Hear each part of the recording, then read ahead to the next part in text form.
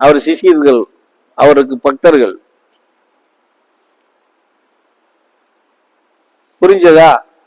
வா, இந்த அங்க போவோம், அங்க போனா உனக்கு இதை வாங்கி தந்துருவேன், இங்க போனா இதை செஞ்சு கொடுத்துருவேன், செய்ய வச்சு 10 வருஷமா அலைய விட்டு இப்ப அம்புட்டு பேரும் லோ லோ லோ லோன்னு இருந்து வெறுத்து போயிருக்கான். இப்போ அப்படி வேணா செய்யலாம். எப்படி? அப்படி வேணா செய்யலாம். ஆனா இந்த மாதிரி எல்லாம் யாரும் பெருவாரியா வாரதில்லை. ஏதோ 1-2 பேர் வாராங்க, அவங்களும் சீக்கிரமா காணாம போயிடறாங்க. எனக்கு தெரிஞ்ச சென்னையில ஒருத்தர் இருந்தாரு, நித்யானந்தான்னு சொல்லி, ஒரு 4-5 வருஷமா அப்படியே கொஞ்சம் வேகமா வந்தாரு, சடக்குன்னு ஒரு மனுக்குள்ள ஓட்டு மூடிட்டாங்க. புரிஞ்சதா? நீ சொல்ல போனா உங்களை எல்லாம் நல்வழிப்படுத்தணும்னு எவெல்லாம் சீக்கிரம் வரானோ அவெல்லாம் சீக்கிரம் மனுக்குள்ள போயிடான். ஆமா, எங்க சாமியை கூட எடுத்துக்கோங்க, இடும்பு மலையில சுத்தும் போதும் அங்கேயும் இங்கேயும் சுத்தும் போதும் நல்லா தானே சுத்திட்டு இருந்தாரு. என்னைக்கு கணக்கு வீட்டுல இருந்து உட்காந்தாரு அன்னைக்கு இந்த வேலையை ஆரம்பிச்சாரு. 22 வருஷத்துக்கு முன்னாடியே பொட்டியை கட்டிட்டு போயிட்டாரு அவர் வாட்டுக்கு. இதே இருந்து கிடந்த வம்புன்னு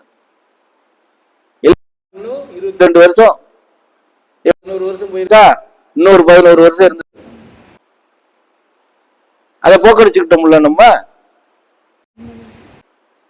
அதுக்கு காரணம் யாரு? இப்படி இருக்கிற கூட்டம் தான். புரிஞ்சதா? இன்னைக்கு அவரை இல்லைங்கிற வருத்தம் எங்களுக்கு தான் தெரியும், அது வெளியே சொல்லவும் முடியாது. அவர் ஆன்மா என்னதான் நம்மளோட செயல்பட்டுக்கிட்டு இருந்தாலும் அந்த நேரடியான ஒரு இதுங்கிறது அது எவ்வளவு அற்புதமா இருந்தது அப்படிங்கிறது நாங்க அனுபவிச்சவங்களுக்கு தான் தெரியும். அப்ப அந்த மாதிரி ஒரு நல்ல எண்ணத்தோட வரக்கூடியவங்களும் நம்ம மக்கள் நிக்க வைக்க பாக்குறோமா? கிடையாது. இங்க கூட உங்களுக்கு கூட நான் அப்படித்தான் எச்சரிக்கை பண்ணிக்கிட்டு இருக்கேன். 35ல 5 வருஷம் போயிருச்சு, இந்த வருஷம் போனா 29. 29ல எத்தனை வேணும்? பாதியா முக்காலான்னு சொல்லிக்கிட்டு இருக்கேன். நீங்க என்ன முடிவு எடுக்க போறீங்கன்னு எனக்கு தெரியல. புரிஞ்சதா? அப்படித்தான். என்ன பண்ண முடியும்? முட்டி முட்டி பார்ப்போம், மோதி மோதி பார்ப்போம். எல்லா கழுதையும் இழுத்து தூக்கி போடும் போது என்ன ஆகும்? உள்ள இருக்கிற உறுப்பு பூரா மொத்தம் டேமேஜ் ஆயிரும். அதுக்கப்புறம் என்ன பண்ண முடியும்? 2 பேரும் தூக்கி பிடிச்சிக்கிட்டா நின்றுகிட்டு இருக்க முடியும்? நாளை போடா கழுதை அப்படின்ட்டு போக வேண்டியதான். எங்களுக்கு ஒன்றும் நீங்க சொன்னது மாதிரி ஐயோ சாமி கடவுளே இனி எடுத்துக்கோ இனி கூட்டிட்டு போன்னு சொல்லணுங்கிற அவசியமெல்லாம் இல்லை.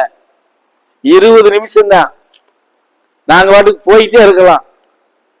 இப்படி எப்படி இந்த சட்டையை கழட்டி இப்படி தூர போடுறோமோ அது மாதிரி தான் அந்த இதை கழட்டி போட்டு போயிட்டே இருப்போம்.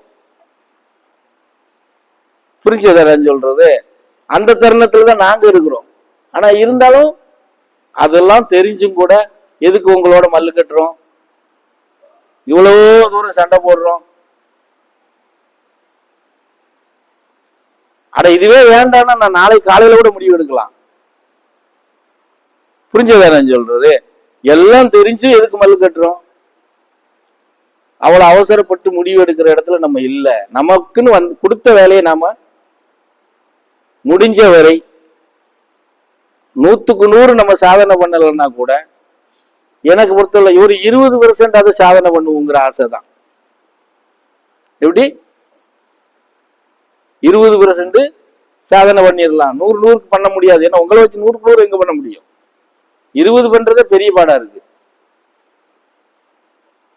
புரிஞ்சது என்ன சொல்றது? அப்படித்தான் நாங்க மல்லு கட்டிட்டு நிக்கிறோம் உங்கள்கிட்ட. ஆனா நீங்க என்ன நினைக்கிறீங்க? என்னமோ நாங்க ஏதோ உங்களை வச்சுக்கிட்டு ஏதோ சுகபோகமா ஏதோ பண்ணிக்கிட்டு போறோம்ங்கிற மாதிரி உங்களுடைய எண்ணத்துக்குள்ள வந்துகிட்டு. இன்னும் சுகபோகம்னு நினைச்சா நான் வேலூர்ல இருந்தே வந்திருக்க வேண்டிய அவசியமே இல்லை எனக்கு. அங்க உண்மையிலேயே ராஜபோகம். நான் அப்படிதான் இருந்தேன். ஆசிரமம் சின்னதா இருந்தா கூட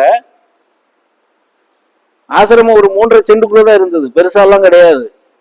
ஆனா அது வேற மாதிரி இருந்தது.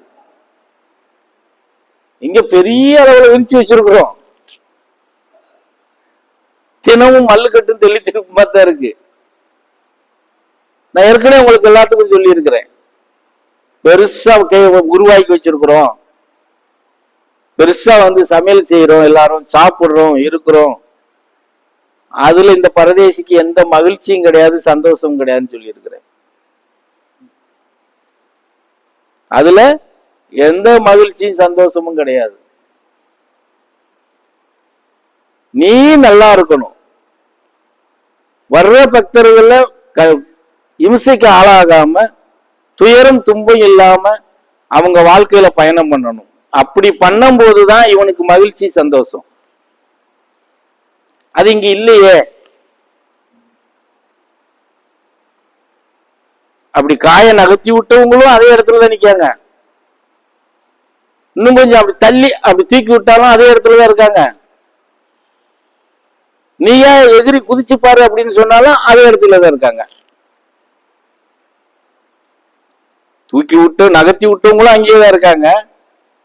சரி கொஞ்சம் நகர்ந்து போயிட்டாங்க, கொஞ்சம் அப்படி தூக்கி போடுவோம், அப்படி தள்ளி தூக்கி போட்டோம்னாலும் அந்த எங்கன போடுறோமோ அங்கேயேதான் இருக்கிறாங்க. அப்ப எந்த அடிப்படையில இந்த பரதேசி மகிழ்ச்சியா இருந்துருவான், சந்தோஷமா இருந்துருவான்னு நீங்க நினைக்கிறீங்க? என்னுடைய வருத்தமும் சந்தோஷம் வேணா உங்களுக்கு முன்னாடி வெளிக்காட்டாம வேணா நான் இருப்பேனே தவிர, வெளிக்காட்சி என்ன செய்ய? உங்கள்கிட்ட நான் வெளிக்காட்சி என்ன செய்ய? இப்போ அந்த வருத்தத்தை தெரிவிச்சுன்னு வச்சுக்கேன், ஏன் கண்ணிலையும் தண்ணி வடியும். நீங்க என்ன சொல்லுவீங்க? சாமியா அழுது கண்ணீர் வடிக்காரு, இவர் என்ன நம்மள காப்பாத்த போறாரு சொல்லுவீங்களா சொல்ல மாட்டீங்களா?